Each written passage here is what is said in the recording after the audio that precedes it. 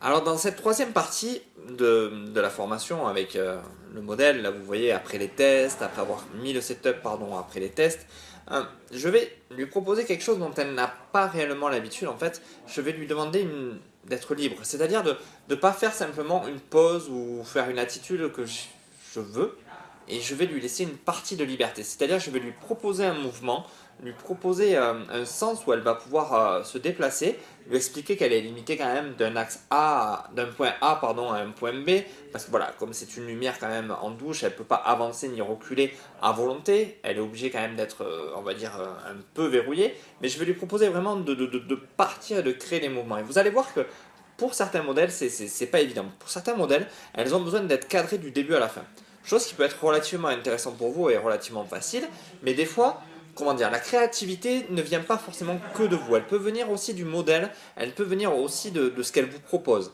Donc moi, dans un premier temps, je lui ai proposé un mouvement et vous allez voir qu'au fur et à mesure qu'on avance, on arrive à avoir quelque chose de très intéressant et à la finalité, quelque chose de bien, voire de très bien.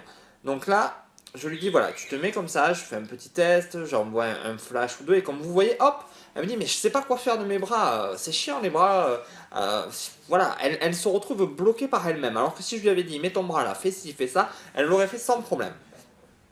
Donc vraiment, à un moment donné, apprenez aussi à vos modèles à se mouvoir toutes seules, à avoir cette liberté de mouvement pour qu'elle puisse vous apporter quelque chose. Parce que si vous êtes seul à la diriger, si vous êtes seul à la manipuler, ben, voilà, il manque quelque chose et on a cette absence, on a ce manque de liberté. C'est-à-dire qu'on n'a pas la spontanéité du mouvement, on n'a pas, voilà, vous voyez là par exemple, hop, je la prends au hasard, elle est pas mal cette photo, elle est un peu trop en arrière, on voit son ventre, et je lui demande voilà, de bouger, vous voyez les photos apparaître, et vous voyez comment la lumière peut être sympathique. Et là, on en arrive à un moment où, voilà, hop, elle est perdue. Elle jette ses bras, elle sait plus, elle est là, elle rigole. Elle se dit, mais je sais pas quoi faire de mes bras, je sais pas quoi faire comme mouvement. C'est un modèle voilà, qui est habitué à travailler avec moi dans des cadres relativement rigides. Donc, c'est à la fois bien et à la fois problématique. Parce que dès que moi je change d'idée, dès que je veux bouger, elle ne sait pas le faire. Donc, c'est pour ça que choisissez bien vos modèles au moment de votre shooting, testez-les et vous aurez ainsi un carnet relativement rempli de modèles où vous pourrez sélectionner tel type de modèle pour tel type de photo. Vous voyez, hop, voilà, elle se bloque avec ses mains, elle sait pas trop quoi en faire, elle en rigole, on en joue, bon mais cool, c'est une bonne ambiance, comme je vous ai dit, l'important c'est d'avoir une super bonne ambiance et vous voyez que les photos sont bien, relativement, voilà, voilà, cette photo que vous voyez apparaître, je la trouve très rigolote. Elle sourit, elle s'éclate, ça la fait se marrer parce qu'à la finalité, elle est bloquée, elle ne sait pas quoi faire de ses mains et on obtient une photo voilà, spontanée, un vrai sourire, un vrai instant et c'est ça qui est important dans la photo aussi, c'est de trouver ces moments-là. Et vous allez voir que voilà, on repart et là je lui ai donné la consigne voilà, de lâcher son bras, de se libérer petit à petit. Voilà, donc hop, elle arrive à détendre ses mains, à détendre ses bras et petit à petit, on arrive à des choses qui sont intéressantes. On arrive à avoir des photos qui sont de mieux en mieux et vraiment de plus en plus avec le résultat qu'on attend. Une certaine liberté, une certaine spontanéité et quelque chose de vrai. Donc, il ne faut pas hésiter à avancer et à prendre le temps de faire ce genre de photos et de laisser les modèles avancer. Et voilà, la liberté de corps, ça ne vient pas spontanément. Il leur faut des fois un peu de temps. Donc, vous allez voir, voilà, sur cette dernière série de photos qu'on a fait, on arrive à avoir la photo vraiment qu'on souhaite. Voilà, le bras qui tombe, la lumière qui se pose. On a, voilà, là, on va arriver à cette dernière photo où elle a vraiment, voilà, le bras qui se pose, le regard vers la lumière qui se pose vraiment sur son corps de manière subtile et qui crée des ondes voilà, au bon endroit, la lumière qui vient par derrière. Voilà.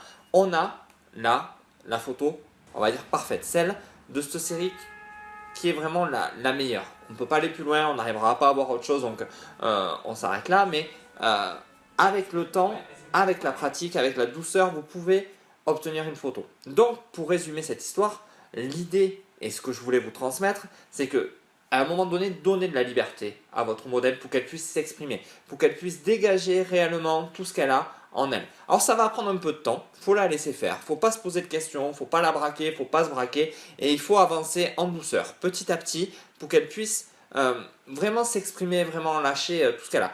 Et surtout vous, le conseil qu'il faut vraiment que vous maîtrisiez, c'est continuez à prendre des photos, même quand elle se perd, même quand elle a le côté où elle rigole, parce que cette photo, vous voyez quand elle lève les yeux, quand elle rigole, bon, elle n'est pas parfaite, on peut aller critiquer l'œil, on peut critiquer certaines choses, je suis d'accord, mais on a une vraie photo spontanée. Elle n'a pas du tout cherché à faire cette expression, elle a la joie, elle est morte de rire, elle sait plus quoi faire de ses bras, et puis à la finalité, on a un sentiment dans cette photo qui est relativement, enfin pas relativement, qui est vraiment intéressant.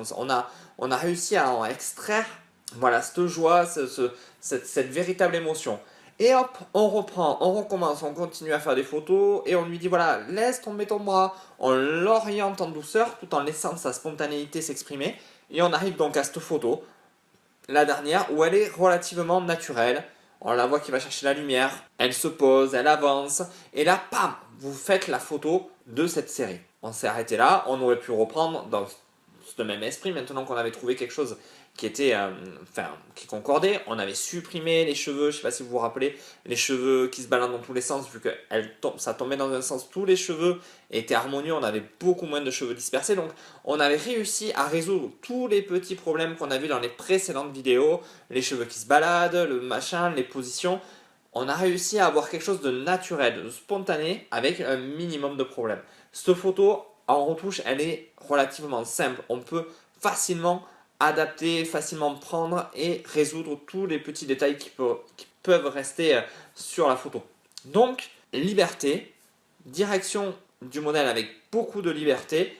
N'arrêtez pas de prendre des photos pour pouvoir capturer plein d'images et peut-être avoir une photo que vous ne vous attendiez pas mais qui a une vraie spontanéité et vous aurez réussi votre shooting. Alors, ce que je vous propose à ce niveau-là, c'est de faire un petit exercice, un petit test où vous prenez un modèle, vous prenez votre appareil photo, vous créez un setup relativement simple, pas forcément la peine de prendre celui-là, mais un setup simple, et vous faites des photos. Vous faites des photos en libérant votre modèle et en la laissant s'exprimer. Et vous allez voir que à la finalité, vous allez avoir pas mal de photos spontanées, avec des sourires, avec des expressions, raconter des blagues, ayez un échange sain avec votre modèle et vous allez voir que vous allez réussir pas mal de choses à votre grande surprise.